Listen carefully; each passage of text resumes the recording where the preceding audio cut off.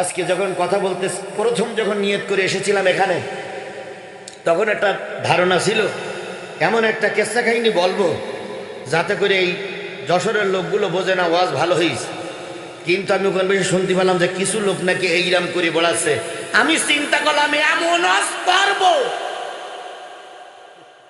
ওর গাছকে শিখাই দিয়ে যাবো যে তাফসীর কি। কিছু কিছু দালালি হুজুররা আসতেছেন আমাদের কাছে, এসে বিভিন্ন জায়গায় দালালি করতেছে না। করো, আজকে তোমার দালালি করার সময় এসেছে, কিন্তু সেই হুজুরগুলো লিখে রাখো। তুমি শুধু যশোরে ঘুরে বেড়াও আর আমি গোটা বাংলাদেশে ঘুরে বেড়াই। আমার আগামীকালকে মাহফিল বাংলাদেশের আর এক প্রান্তে। শুনে রাখো, গোটা বাংলাদেশ সফর করে আমার যা অভিজ্ঞতা হয়েছে সব যদি ঠিক থাকে, আগামী সংসদ হবে কোরআনের সংসদ, আগামী দেশ হবে কোরআনের দেশ, আগামী গণভবন হবে কোরআনের গণভবন। ঠেকাইতে পারবা না, পারবা না, পারবা না। হাও বকাঝকা দিও না। তার জ্বলন্ত প্রমাণ ঢাকা বিশ্ববিদ্যালয়, তার জ্বলন্ত প্রমাণ জাহাঙ্গীরনগর বিশ্ববিদ্যালয়, তার জ্বলন্ত প্রমাণ চট্টগ্রাম বিশ্ববিদ্যালয়, তার জ্বলন্ত প্রমাণ রাজশাহী বিশ্ববিদ্যালয়। কথা বলেন, কথা বলেন। বলেন তো এই বিশ্ববিদ্যালয়গুলো যে ছেলেমেয়েরা পড়ে ওরা বোকা না ভালো? ওরা বুদ্ধিমান না বোকা? তাহলে বাংলাদেশের বাছাইকৃত মাথাগুলো সিদ্ধান্ত নিয়েছে আগামী দেশ হবে কোরআনের দেশ।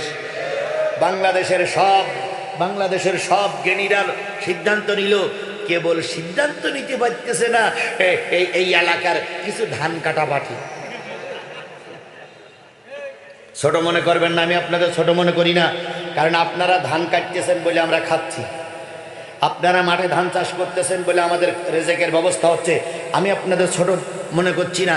কিছু ভ্যান চালক, রিক্সা চালক মনে এখনো সিদ্ধান্ত নিতে পারেনি যে দেশ কোরআনের দেশ হবে।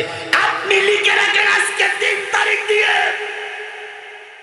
আমি আপনার পাশের জেলার মানুষ, আমি গোটা দেশ খুঁজে একটা ধারণা নিয়েছি।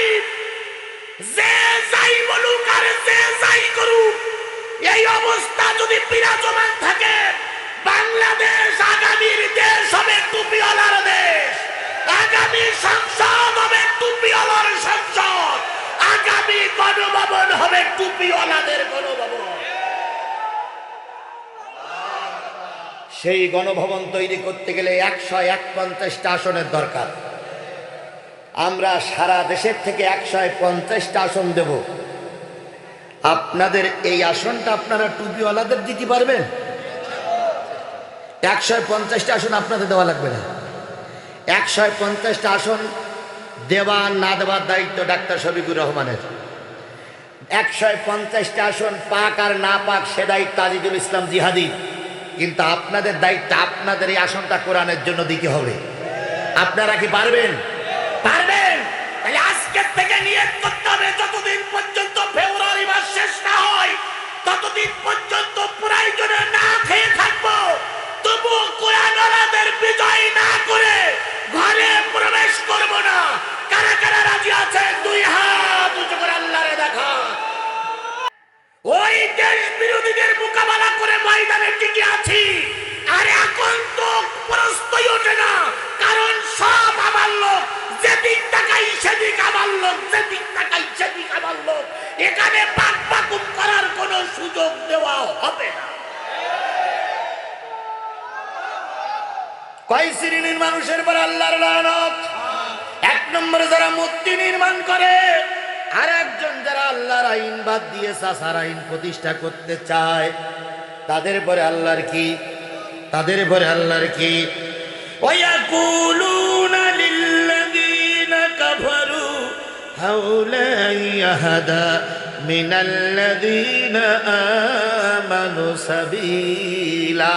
তাদের 3 নম্বর দোষ হচ্ছে তারা মুসলমানদের ভালো চোখে দেখে না, হুজুর দেখলে সহ্য করতে পারে না, হুজুরদের কথা বলতে দেয় না, হুজুরদের কাছ থেকে বয়ান শোনে না, বরং তারা কাফেরদেরকে ভালো বলে। ভারত আমেরিকার সঙ্গে সম্পর্ক ভালো রাখে, মুসলমানের সঙ্গে সম্পর্ক রাখে না। এদের পরে আল্লাহর লানত। ওদের দলে টুপিওয়ালা কম, ওদের দলে নামাজি কম,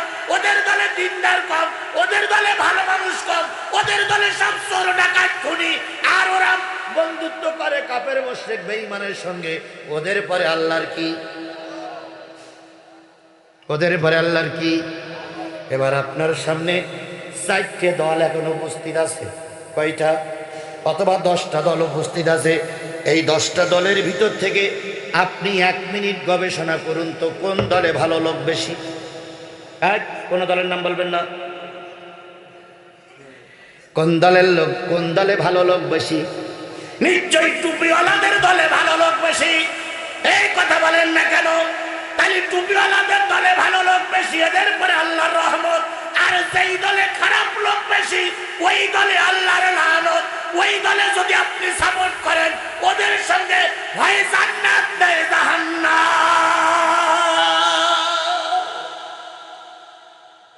কিছু লোক এখন প্রচার করে বেড়াচ্ছে একটা দল নাকি জান্নাতের টিকিট বিক্রি করতেছে। এরম প্রচার করতেছে না? এই যে হচ্ছে না, প্রচার হচ্ছে না, আমরা নাকি জান্নাতের টিকিট বিক্রি করতেছি, এ কথা কিছু লোক বলতেছে না? আমি চ্যালেঞ্জ করলাম, সাদা কাগজ আমি সই করে দিয়েছি, আপনি এখানে লিখে দেবেন। একটা হুজুরির নাম বলেন যিনি বলেছে যে ওই দল করলে জান্নাতে যাওয়া যাবে। একটা হুজুরির নাম বলেন, একটা হুজুরির নাম বলেন, একটা হুজুরির নাম বলেন।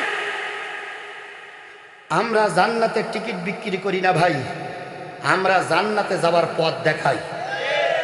এই আমার কথা বুঝতে পেরেছেন আপনারা? আমার কথা বুঝতে পেরেছেন? আমরা কি জান্নাতের টিকিট বিক্রি করি? আমরা জান্নাতে যাওয়ার কি দেখাই? আজকেও জান্নাতে যাওয়ার পথ দেখাচ্ছি। আমি জান্নাতের টিকিট বিক্রি করতে আসিনি, আমি জান্নাতের পথ দেখাচ্ছি। যদি এই পথে তুমি চলো, জান্নাতে যেতে পারবা। আজ যদি না যাও, লানত প্রাপ্ত দলের ভিতরে থাকবা। এর মানে কি আমি জান্নাত বিক্রি করে গেলাম? এর মানে কি আমি জান্নাত বিক্রি করে গেলাম? হ্যাঁ, আমাদের টুপিওয়ালাদের ভিতরে 2-1 জন থাকতে পারে, একেবারে নেই তা না। ওগুলো মূর্খ, ওগুলো বোঝে না, ওগুলো না বুঝতাই তারা বলে। সেদিনকে দেখলাম এক লোক মিডিয়ার সামনে এসে বলতেছে, আমি এতদিন জামাত করতাম, আজকে তা জামাত করব না। কেন ভাই তুমি জামাত করতে, তোমার মুখে লাল দাড়ি, গায়ে পাঞ্জাবি, মাথায় তুমি জামাত করতে পারবে না কেন? কয় ওরা মুনাফিক, ওদের কথা ঠিক নেই, ওরা টাকা পয়সা তুলে বিভিন্ন চাঁদাবাজি করে, আমিও দল করব না। তো বলার পরে মিডিয়ার সামনে দিয়ে চলার পরে সাংবাদিকরা কিছু দূর যাওয়ার পরে বলতে, ভাই শোনেন শোনেন শোনেন, আপনি যে জামাত ইসলাম করবেন না বলে মিডিয়ার সামনে বক্তব্য দিয়ে গেলেন, তো আপনি জামাত ইসলাম করেন কত বছর আগের থেকে? তো বলতে ওসব প্রশ্নের উত্তর দিতে পারবো না আমি বলেছি যেটা ওইটাই ঠিক, আমি আর জামাত ইসলাম করবো না। তো বলতে আপনি কোনোদিন জামাত ইসলাম করতেন? তো বলতে করিয়ান না করি ওটা পরের কথা, আমি তো বলি তো গেলাম আমি জামাত ইসলাম করবো না। তা বলতে আপনি কর্মী না রকম? কর্মীর ওখানে আমি জীবনে বুঝিও না। তা আপনি যে বললেন জামাত ইসলাম করবো না, কয় ভাই আমি বলিনি, আমার বলাইছে, আমি বলিনি, আমারে কি করা হয়েছে? তা বলতেছে আপনি আগে কি করতেন? কয় যে দল পালাই গেছে ওই দল করতাম। তো এখন টুপি, কয় এখন টুপি আর দাড়ি রেখে জামাত ইসলাম সেজেলাম, কিন্তু আর হইল না, ধরা গেই। এই জাতীয় কিছু টুপিওয়ালা লোক এসে বলতে পারে যে আমরা জান্নাতের টিকিট বিক্রি করতেছি, কিন্তু জামাত ইসলামের একজন রকম, একজন বায়াতের কর্মী, সে নারী হোক আর পুরুষ হোক, দলিল দেন তো সেই লোকটা বলেছে জামাত ইসলাম করলে জান্নাতে যাওয়া যাবে। চরমনার একটা লোকের ভালো লিডারের নাম বলুন তো, সে বলেছে জামাত ইসলাম করলে জান্নাতে যাওয়া যাবে। ওরে ভাই, দল করি নাজাতের আশায়, আল্লাহ নাজাত দেবে কিনা ওটা আল্লাহর ব্যাপার, কিন্তু দল করলেই ভেস্তে যাওয়া যাবে না। দল করি আপনি বিড়ি কাটা আনবেন, দল করি আপনি মাল কানবেন, দল করি আপনি চুরি করবেন, জামাত ইসলাম করে নামাজ পড়বেন না, জামাত ইসলাম করে পরের মাল ফাঁকি দিয়ে খাবেন, আর আল্লাহ দায় পড়ে গেছে তোমার মতন ওই ফাঁকি বাজে জান্নাত দেবা, তাই না? জামাত জান্নাতের টিকিট বিক্রি করে না, জামাত জান্নাতের সেই পথ দিয়ে চলো, তুমিও মুক্তি পাবো, আমিও মুক্তি পাবো। কথা ক্লিয়ার? কয়টা বললাম? আচ্ছা কি বলবো না মোনাজাত করে দেবো? আচ্ছা কি বলবো না মোনাজাত করে দেবো? বলবো। আচ্ছা বললি বলে এখনো 20 মিনিট না, অত না, অত না, আর কয়েকটা মিনিট লাগবে, বলবেন, শুনবেন তো, শুনবেন তো, শুনবেন তো ভাই। আমি আর এই এলাকায় আমার আর দাওয়াত হবে বলে আমার মনে হয় না ভাই। আচ্ছা, হওয়ার দরকার নেই, তবে আজকে যে ওয়াজটা করতে, এই ওয়াজটা যত ফেব্রুয়ারি মাস পর্যন্ত যাক, তারপরে ফেব্রুয়ারি মাসে যেয়ে যদি আল্লাহ বাতাস পরিবর্তন করে দেয় তখন আবার খোঁজাখুঁজি করলে হবে। তবে ফেব্রুয়ারি মাস পর্যন্ত নিজামের জন্য আর 4টে জিনিস বাকি আছে, বলবো। তাহলে একটা লোকও যেন ওঠে না, পেশাব করার নাম করেও যেন না ওঠে। ওয়ায়াকুলুনা লিল্লাযীনা কাফারু হাউলাই আহাদা মিনাল্লাযিনা আমানু সাবিলা, তারা কাফেরদের বলে ভালো আর মুসলমানদের বলে খারাপ। এদের পরে আল্লাহর কি? এদের পরে আল্লাহর কি? এদের পরে আল্লাহর কি? এবার আসুন 5 নম্বরে যাই। আল্লাহ রাব্বুল আলামিন বলতেছে, আল্লাহ রাব্বুল আলামিন বলতেছে, আল্লাহ রাব্বুল আলামিন বলতেছেন মা হুম মিনকুম ওয়ালা মিনহুম। তাদের 5 নম্বর না কয়টা 4 নম্বর দোষ হচ্ছে তারা তোমাদের দলেও না, তাদের দলেও না। তারা হিন্দু না, মুসলমানও না, তারা খ্রিস্টানও না, পুরোপুরি মুসলমানও না। তারা 2 কুল বোঝায় রাখে, একুলো থাকে ওকুলো থাকে, এদিকও সুমো খায় ওদিকও সুমো খায়। আল্লাহ বললেন এদের পরে আল্লাহর লানত। যদি কোনো হিন্দু ভাই বাজারে দোকানে বসে থাকেন, অথবা কোনো হিন্দু ভাই যদি আমার মাহফিলে এসে শুনতে থাকেন, আমি আপনাদের জ্ঞাতার্থে বলি, সারা বছর বিভিন্ন দল দেখলেন, একবার টুপিওয়ালাদের দেখেন নাই। একটাবার টুপিওয়ালাদের পরীক্ষা করে দেখুন। টুপিওয়ালারা যদি আপনাদের শান্তি দিতে না পারে, টুপিওয়ালারা যদি আপনার মাল সম্পদ হেফাজত করতে না পারে, আমরা টুপিওয়ালারা আপনাদের দ্বারস্থ হব না একটা সাপোর্টের জন্য। একটাবার টুপিওয়ালাদের সাপোর্ট করে দেখেন, আপনার মাল সম্পদ আপনি হেফাজতে থাকবেন এদেশে। বলেন তো, টুপি কি বলে, হিন্দুদের কোনো ধর্ম কর্ম, কোনো মহিলার হাত ধরে টানা, কোনো মহিলার সঙ্গে ধর্ষণের কাজে জামাত ইসলাম চরমনার কোনো হুজুররা জড়িত? বলেন জড়িত? কিন্তু হাজারো প্রমাণ দেখাতে পারি। এর আগে সরকার গঠন করেছে, আবার সরকার গঠন করতে যাচ্ছে। এরা অনেক নেতাকর্মী হিন্দুদের মাল আত্মসাতের কাজে জড়িত। এই কথা বলেন না কেন? কথা বলেন না কেন? সুতরাং আল্লাহ বলতেছে তারা প্রকৃত মুসলমানও না, প্রকৃত কাফেরও না, তারা 2 কুল বজায় রেখে সর্বনাশ করে। এদের পরে আল্লাহর লানত, এদের পরে আল্লাহর লানত, এদের পরে আল্লাহর লানত। ওয়াহলিফুনা আলাল কাযিবি ওয়া হুম ইয়ালামুন। তারা জেনে বুঝেই মিথ্যা কথা বলে। জেনে বুঝে কি করে? এরকম কথা বাজার ঘাটে ছড়াচ্ছে না? ছড়াচ্ছে না? এই কথা বলেন, ছড়াচ্ছে কি ছড়াচ্ছে না? ভাই দয়া করে আপনাদের কাছে অনুরোধ করি, আপনারা এবার ক্ষমতায় যান, আগামীতেও যান, তারপরেও যান, কিন্তু মিথ্যা কথা বললেন না। মিথ্যা কথা বললে আপনার প্রতিটা কথা রেকর্ড করছে কে? জোরে বলেন, রেকর্ড করছে কে? আপনি যখন মিথ্যা কথা বলে বাড়ি যান, আপনার স্ত্রী ভ্যানে যাওয়ার সময় আপনার কথাটা শুনেছে, বাড়ি যাওয়ার পরে জিজ্ঞেস করে, ওই বাজারে বক্তৃতা করতেছিলে রাত্রি এই বেলা 3:10 তুমি? তো বলছি হ্যাঁ। তা তুমি এই ব্যাপারটা মিথ্যে কথা বললি কেন, যে হুজুরাও মুখে দর্শন করিস? কসে ওটা ভোটের কথা বলতেই হয়। তখন স্ত্রী বলে কি, তোমার সঙ্গে আজকের থেকে আমার সম্পর্ক শেষ। তুমি থাকো তোমার দল নিয়ে, আমি থাকি আমার দল নিয়ে। এরকম অনেক পারি নেতা আছে, নেতা করে ওই দল আর মহিলা করে জামাত ইসলামী চরমোনাই হেফাজত তাবলীগ। এরকম মহিলা আছে না? এরকম মহিলা আছে না? খোলে খোলে মা যায় বই থাকে আর উনি যায় হুজুর ঠেঙাতে। মা বলে, বাবা পেটে যদি একটা গরু ধারণ করতাম তাও আল্লাহ খুশি হইতো, কিন্তু তোর মতন ছেলে পেটে ধারণ করি আমার পেটটাই কলঙ্কিত হয়ে গেছে। এই জন্য যারা মিথ্যা কথা বলেন তাদের পরে আল্লাহর কি? এই কথা বলেন, তাদের পরে আল্লাহর কি? আ'আদ্দাল্লাহু লাহুম আযাবান শাদীদা। আল্লাহ বললেন এই গুণগুলো বললাম, এই দোষগুলো বললাম, এই দোষগুলো যাদের উপরে আছে, যাদের দলের ভিতরে এই দোষগুলো আছে, তাদের জন্য রয়েছে কঠিন আযাব। ইন্নাহুম মা কানু ইয়ামালুন। কারণ তারা জেনে বুঝেই মিথ্যা শপথ করেছে, এই কারণে তাদের এই আযাব। এবার তারা কত নিকৃষ্ট কাজ করেছে জেনে বুঝে। এইবার খুবই গুরুত্বপূর্ণ, যারা আসেন নাই চলে যাচ্ছেন তারা 1 মিনিট ওখানে দাঁড়াই শোনেন। যারা বাজারে বাদাম বিক্রি করতেছেন, বাদামটা বেচাকেনা বাদে 1 মিনিট শোনেন। এবার দুটো কথা, খুব কঠিন কথা, সেটা হচ্ছে ইত্তাখাযু আইমানাহুম সুন্নাহ। পরবর্তী দোষ হচ্ছে তারা মাঝে মাঝে টুপি পরে। মাঝে মাঝে পাঞ্জাবি পরে, মাঝে মাঝে তসবিহ নেয়, মাঝে মাঝে মসজিদের আগের কাতারে যেয়ে বসে থাকে। এই যে দাড়ি, এই যে টুপি, এই যে দাড়ি, এই যে তসবিহ, এই যে পাঞ্জাবি, এগুলো এরা জাতিরে ধোঁকা দেওয়ার জন্য ঢাল স্বরূপ ব্যবহার করে। কি স্বরূপ ব্যবহার করে? এই কথা বলো যুবকেরা, কি স্বরূপ ব্যবহার করে?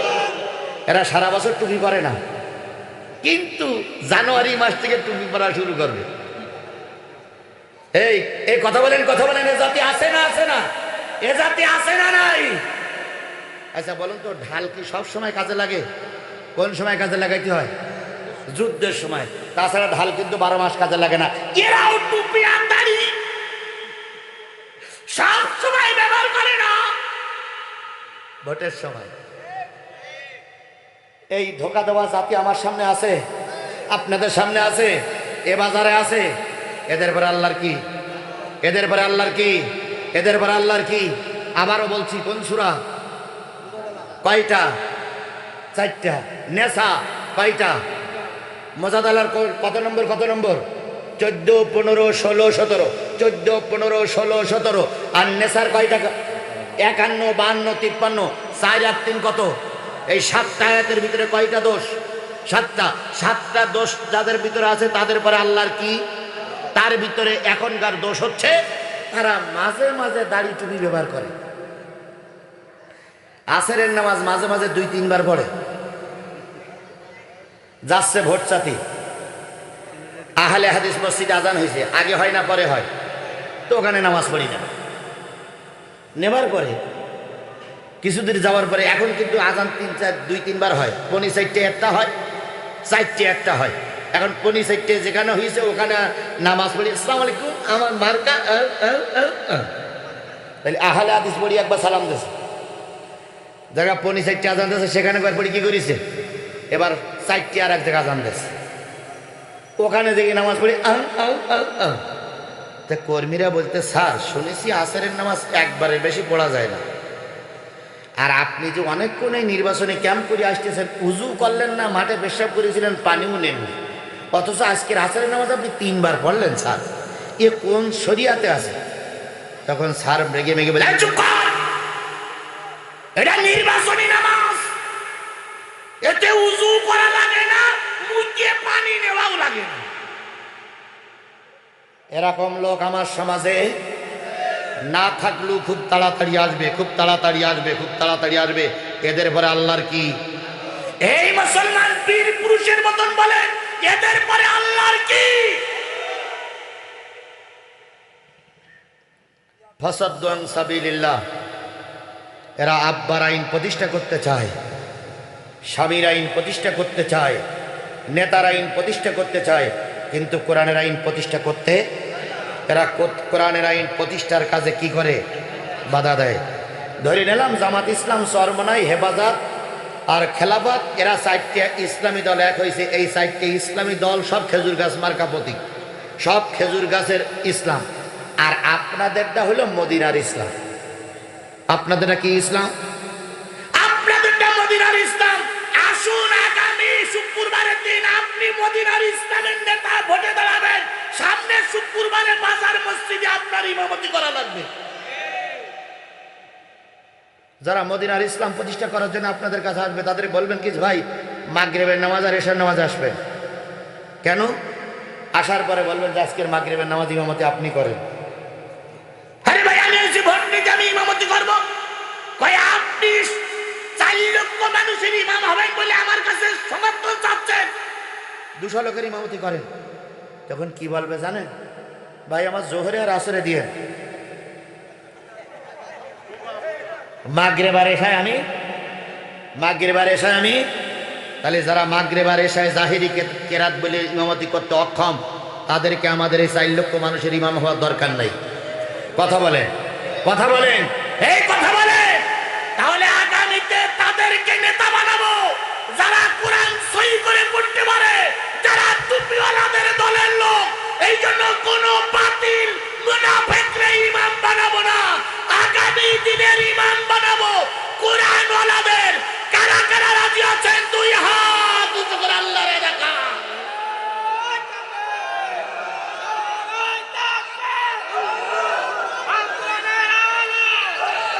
হয়ে গেছে, হয়ে গেছে। এইবার আল্লাহ বলতেছে এই দোষগুলো জিহাদিতে বর্ণনা করলে কার কথা?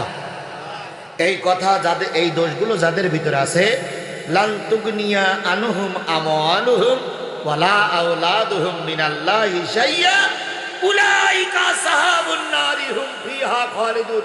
হুজুর আপনি না প্রিন্সিপাল হুজুর, ঠিক আছেন না? এখানে আলেম আছেন কারা কারা বলেন তো? আলেম আছেন একটু হাত তোলেন কারা কারা, মসজিদের ইমাম আলেম আছেন। ও ভাই, আমি যে কয়টা আয়াতের কথা বলেছি একটা আয়াতের অর্থ কি ভুল বলেছি ভাই? ও ভাই, আমি কি আয়াতের অর্থ ভুল বলেছি? এটা আল্লাহ পাক বলতেছে লাং মানে পশ্চিম কালেও নয়,